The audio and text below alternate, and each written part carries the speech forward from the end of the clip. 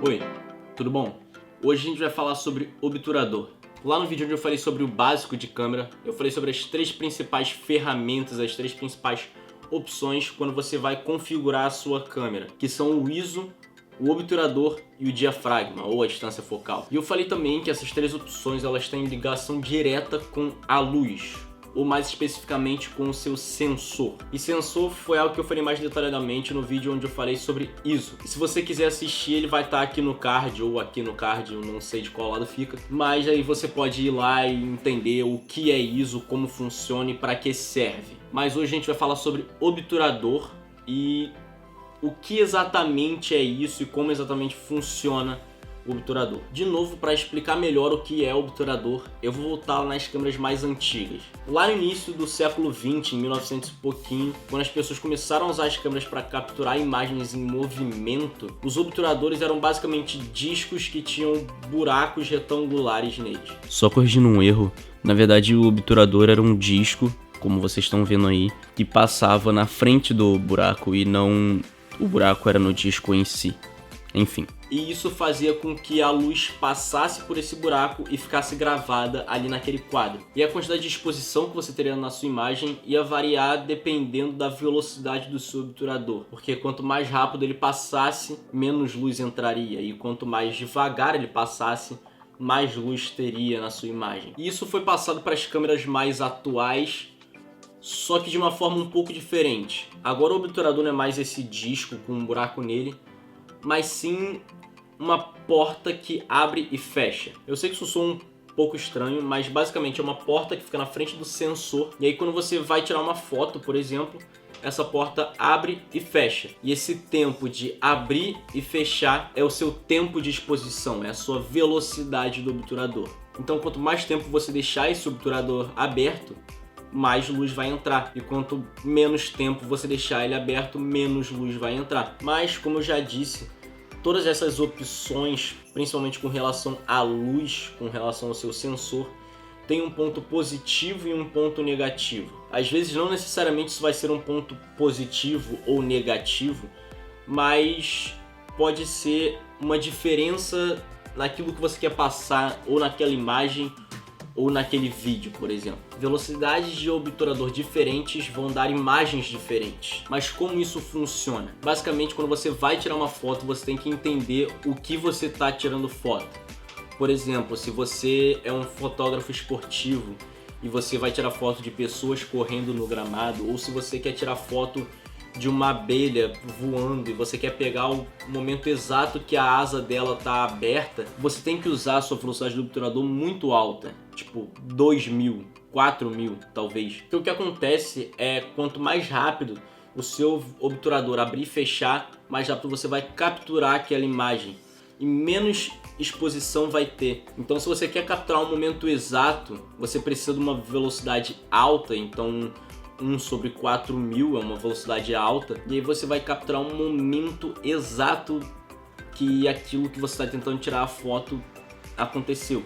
Mas se você quer, por exemplo, dar uma sensação de movimento, quer fazer aquele efeito onde a água de uma cachoeira parece uma nuvem, ou onde a luz fica toda borrada, então o certo é fazer uma foto de longa exposição. Tá, mas o que exatamente é isso? Basicamente uma foto de longa exposição, uma imagem de longa exposição, é uma imagem onde você deixa o seu obturador muito tempo aberto, o seu sensor captando imagem por muito tempo.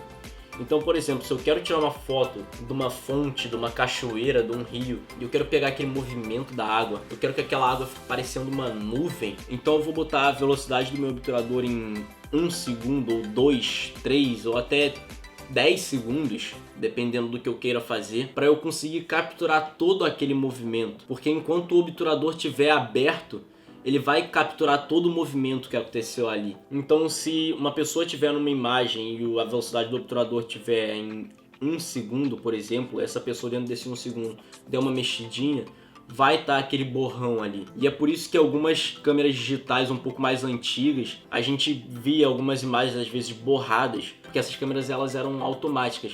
Então elas tentavam sempre manter o máximo de qualidade na imagem possível. Então se ela tivesse que abdicar da distância focal e da velocidade do obturador para manter um sensor com um pouco mais de qualidade, com menos ruído, ela ia fazer isso. E aí a gente tirava as fotos de noite e aí as fotos acabavam ou não focando no que a gente queria focar, ou simplesmente ficando borradas porque a pessoa fazia uma mexidinha e aí ficava tudo borrado. Então, em fotografia, se você vai tirar tipo fotos do dia a dia, se você não vai querer fazer fotos de longa exposição, o bom é você se manter sempre ali entre 1 por 100, 1 por 200. Mantém velocidades razoáveis, que são velocidades que vão te dar o resultado que você quer. Talvez se você seja um fotógrafo de velocidade, digamos assim, que gosta de tirar foto rápida, então se você tem ali a pessoa, então você vai tirar 3 fotos aqui, aí tira 3 fotos aqui, aí depois muda de posição, tira 3 fotos, e você se movimenta rápido.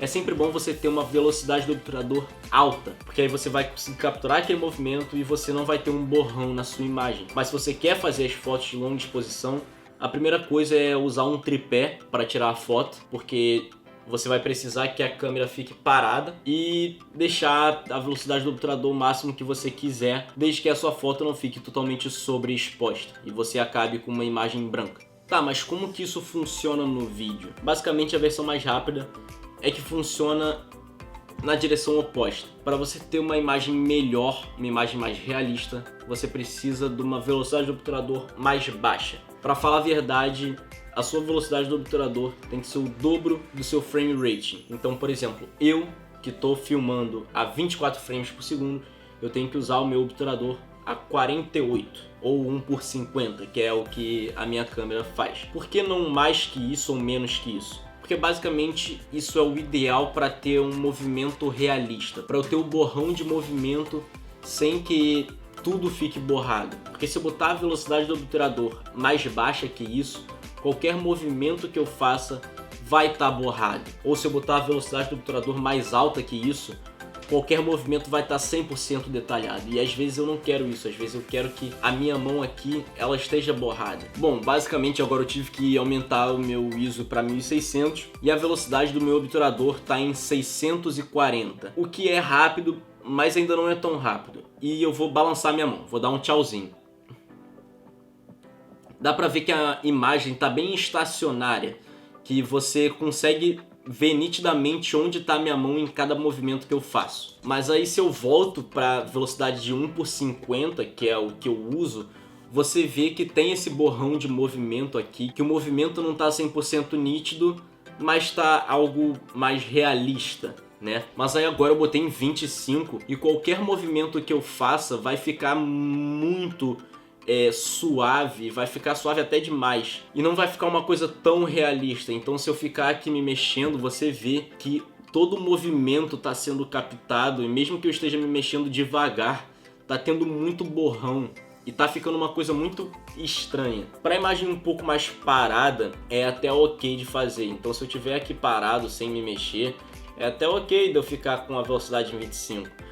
Mas isso é muito estranho, até porque ninguém vai ficar 100% do tempo simplesmente parado aqui, como se tivesse congelado, só mexendo a boca e falando. Então o bom é sempre você tentar usar o dobro do seu frame rate. Então se você tiver em 24 frames por segundo, usa 48. Se você tiver em 30, usa 60. Se você tiver em 60, usa 120. E assim vai. Em câmeras de cinema isso é um pouco diferente, porque nas câmeras de cinema a sua velocidade do obturador não é exatamente a velocidade, sim a angulação. Então isso vai variar de 0 até 360 e o que você normalmente vai usar, que basicamente é o dobro do seu frame rating, é 180 graus. Tem uma tabelinha muito legal que mostra qual a diferença dessas angulações, que se você quer aprender a mexer em câmera e você tem medo de mexer em algumas configurações porque você não entende exatamente o que está acontecendo ali, é bom você ter essa tabelinha de obturador porque ela vai ser muito útil. Mas tudo isso vai depender do propósito. Como eu falei quando eu estava falando sobre fotografia, se você quer tirar uma foto de longa exposição, se o seu objetivo é esse, você vai precisar ter uma velocidade muito menor. Mas se você quer tirar uma foto de uma abelha parada num tempo ou de um jogador de futebol num campo, você vai precisar de uma velocidade muito rápida. E no vídeo é a mesma coisa. Se você está filmando algo, fazendo um vlog aqui, ou filmando uma cena que é só uma pessoa andando, você vai querer ter esse movimento um pouco mais realista, porque você está passando um retrato da realidade. Mas se você quer mais fluidez, se você quer que a imagem pareça tipo um sonho, ter a velocidade do seu obturador mais baixa pode até ser uma coisa legal, porque aí você vai ter todo aquele movimento, toda aquela fluidez do movimento que, dependendo do seu propósito, vai funcionar bem. Então, de novo, tudo isso depende do propósito. A única coisa que você tem que fazer é entender o que você quer fazer, o propósito do seu vídeo, o que aquilo significa e conseguir traduzir aquilo em uma imagem. Pode parecer um pouco difícil falando assim, mas com o tempo a gente acaba aprendendo e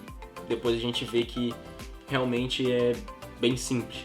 Mas é basicamente isso. Eu espero que vocês tenham gostado desse vídeo um pouco mais técnico. Eu fiz há um mês atrás um vídeo falando sobre ISO. Se você quiser assistir, ele tá aqui no card ou aqui. Eu não sei que lado que ele fica, mas é isso. Espero que vocês tenham gostado e até o próximo vídeo.